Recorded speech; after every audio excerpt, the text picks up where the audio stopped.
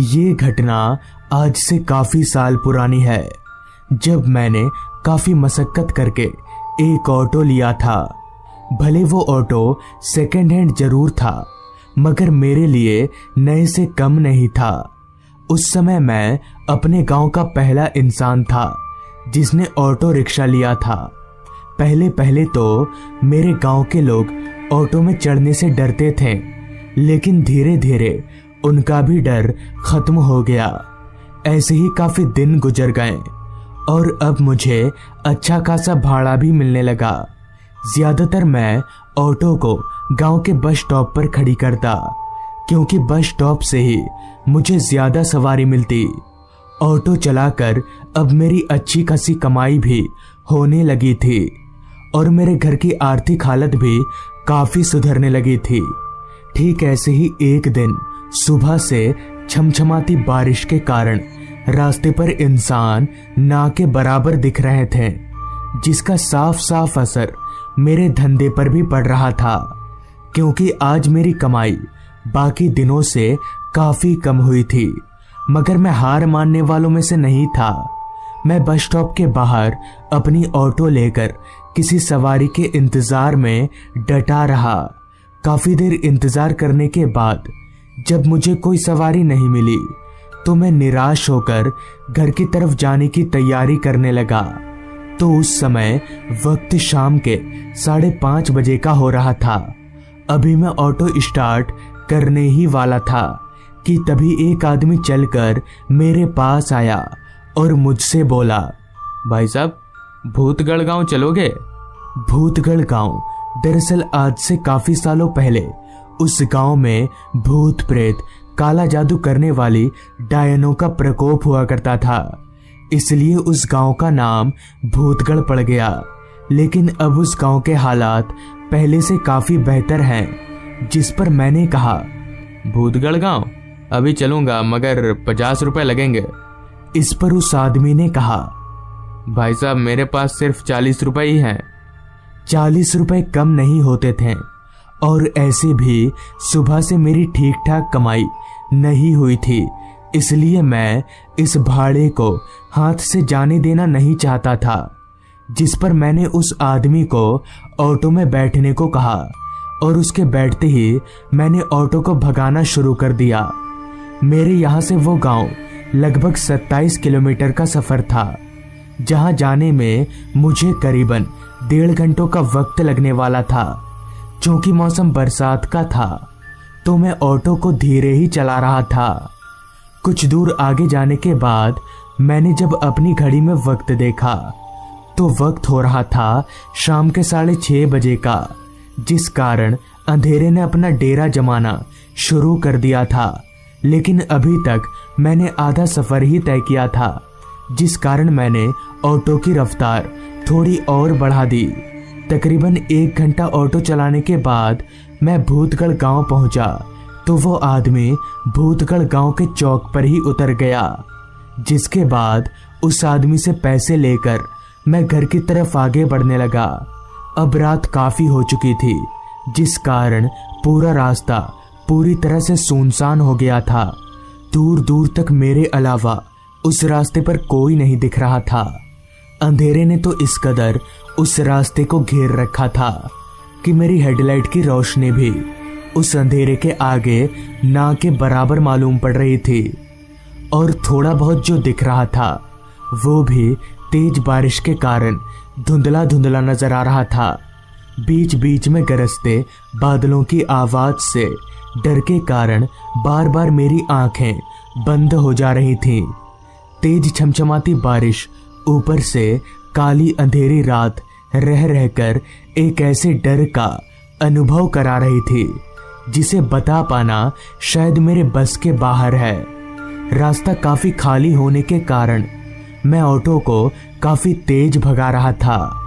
कुछ दूर ऑटो चलाने के बाद मैं भूतगढ़ गांव के रास्ते से अलग एक और भी ज्यादा वीरान रास्ते पर आ गया, जिसके दोनों ओर बस जंगल ही जंगल था। अभी मैं उस रास्ते पर आगे बढ़ ही रहा था कि तभी मेरी नजर रास्ते के किनारे एक पेड़ के नीचे बैठे एक बच्चे पर गई। जो पेड़ के नीचे बैठकर रो रहा था। इतनी रात गए इस सुनसान रास्ते पर उस बच्चे को देखकर मैं थोड़ा हैरान हुआ और मुझे लगा कि शायद वो बच्चा कोई मुसीबत में है और इंसानियत के नाते मुझे उसकी मदद करनी चाहिए। तो मैंने ऑटो को ठीक उसके पास रोका और उस बच्चे से कहा, क्या हो बेटा, तुम रो क्यों रहे हो? इस पर उस बच्चे ने कहा, मेरे पापा मेरा आगे इंतजार कर रहे हैं, लेकिन बारिश के कारण मैं उनके पास नहीं जा पा रहा हूँ। जिस पर मैंने कहा, इतनी सी बात, तुम ऑटो में बैठो, मैं तुम्हें आगे छोड़ देता हूँ। इस पर वो बच्चा ऑटो की पिछली सीट पर चढ़कर बैठ गया और मैंने भी ऑटो भगाना शुरू कर दिया। ऑटो भगाकर कुछ दूर आगे जाते ही मुझे रास्ते के किनारे पर एक आदमी खड़ा दिखा। उस आदमी को देखते ही मैं समझ गया कि यह आदमी इस बच्चे का पिता है। तो मैं खुद ब खुद ऑटो को उस आदमी के पास ले गया और ऑटो के पिछले सीट पर बैठे उस बच्चे से पूछा, बेटा यही है तुम्हारे पापा? जिस पर उस बच्चे ने अपना सिर हाँ में हिलाया। तो मैंने उस आदमी से कहा, क्या बात है भाई साहब, आप अपने बच्चे को इस तरह रात में अकेला क्यों छोड़ दिए थे? और आप लोगों को जाना है क्या कहीं पर? जिस पर उस आदमी ने कहा, मुझे सामने वाले गांव में जाना है। मुझे उस बच्चे पर काफी तरस आ रही थी कि ये बच्चा इस बारिश में अपने घर कैसे जाएगा। मैं तो उधर ही जा रहा हूँ, क्यों ना इन्हें भी लेता जाऊं। ये सोचकर मैंने उस आदमी को कहा, भाई साहब आप भी बैठ जाइए, मैं आप दोनों को छोड़ देता हूँ। मेरे इतना बोलते ही वो आदमी उस बच्चे के बगल में बैठ गया। मगर ऑटो चलाते वक्त मेरे जहन में एक सवाल ने दस्तक दी कि ये आदमी और ये बच्चा अलग अलग क्यों खड़े थे और आखिर इतनी रात गए ये दोनों क्या कर रहे थे। अभी मैं ये सोच ही रहा था कि तभी रास्ते पर स्पीड ब्रेकर के कारण मेरी ऑटो उछली। तो ऑटो उछलते ही पीछे से एक भयानक आवाज आई, संभल कर ऑटो चलाओ। ये भारी आवाज को सुनकर मैंने जब आरवीएम यानी कि रियर व्यू मिरर से पीछे देखा तो मेरे होश उड़ गए और मेरा पूरा शरीर सुन्न पड़ने लगा, क्योंकि मेरे पीछे अब ना तो वो बच्चा था और ना ही वो आदमी, बल्कि उनकी जगह पर दो राक्षस बैठे हुए थे जिनकी शक्ल पूरी तरह से कुचली हुई और उनके मुंह से खून टपक रहा था।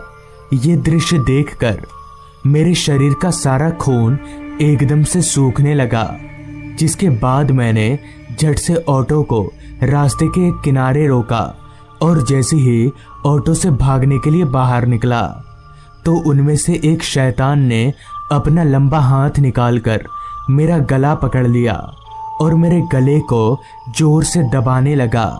मगर फिर भी मैं किसी तरह उसके हाथ से अपना गला छुड़ाया और दौड़कर भागने लगा, लेकिन मेरी यह कोशिश भी नाकाम हो गई। मेरे भागते ही डर के कारण कांप रहे मेरे पैर आपस में टकरा गए और मैं जमीन पर जा गिरा। मेरे गिरते ही उस भूत ने मेरा पैर पकड़ा और मुझे जोर जोर से घसीटने लगा। अब मैं अपने बचने की उम्मीद खो चुका था और मैंने अपने आप को लगभग मरा हुआ मान लिया था कि तभी उस भूत ने मेरा एक पैर इतने झटके से खींचा कि मेरा पैर एकदम से उखड़ गया और मैं उसी समय बेहोश हो गया। फिर मेरी आंख 2 दिन बाद खुली तो मैं अपने आप को जिंदा देखकर मुझे काफी खुशी हुई, मगर मेरा एक पैर उन राक्षसों ने उखाड़ दिया। लेकिन मैं जिंदा कैसे बच गया? पूछने पर पता चला 2-3 लोग उसी रास्ते से गुजर रहे थे तो उन्होंने देखा कि 2 राक्षस मेरे पैर को कच्चा चबा रहे थे। किसी तरह उन्होंने उन दोनों राक्षसों को भगाया और मुझे लेकर हॉस्पिटल पहुंचे। फिर उन राक्षसों के बारे में पूछने पर मुझे पता चला कि आज से कई साल पहले 2 भाई रात के वक्त उस रास्ते से गुजर रहे थे। तभी एक ट्रक उनको कुचलती हुई चली गई। तब से उनकी आत्मा उसी रास्ते पर भटकती है। और अकेले पाकर लोगों को मार डालती है। तो दोस्तों, ये थी आज की कहानी। दोस्तों, वो तारीख थी 11 अगस्त साल 2015 की, जब शाम को मुझे मेरे दोस्त प्रतीक का कॉल आया। मैंने फोन उठाया तब उसने कहा, यार सुनना, मम्मी पापा आज बाहर गए हैं और तू तो जानता है कि मैं रात भर अकेले नहीं रह सकता। अगर आज रात तू मेरे यहाँ रुक जाएगा तो कोई दिक्कत है क्या? प्रतीक की सारी बात सुनकर मैं बोला, अरे कोई नहीं, आ जाऊंगा। बोल कितने बजे आना है? इस पर प्रतीक ने कहा, जब तेरा मन करे, बस रात 9 बजे से पहले आ जाना। और इतना कहकर प्रतीक ने फोन रख दिया। खैर, मैं जल्दी जल्दी काम निपटाने लगा ताकि जल्द से जल्द प्रतीक के घर पहुंच सकूं और सारा काम निपटाकर तकरीबन 8:30 बजे तक अपनी मोटरसाइकिल से प्रतीक के घर की ओर निकल गया। आसमान में काले बादलों का जमावड़ा देखकर मैं बाइक को तेजी से भगाने पर मजबूर था, क्योंकि बारिश किसी भी वक्त आ सकती थी और इस बार तो ऐसा लग रहा था जैसे कोई बड़ा तूफान आएगा। खैर, कुछ देर बाद मैं प्रतीक के घर पहुंचा। प्रतीक का घर काफी अजीब सी जगह पर था।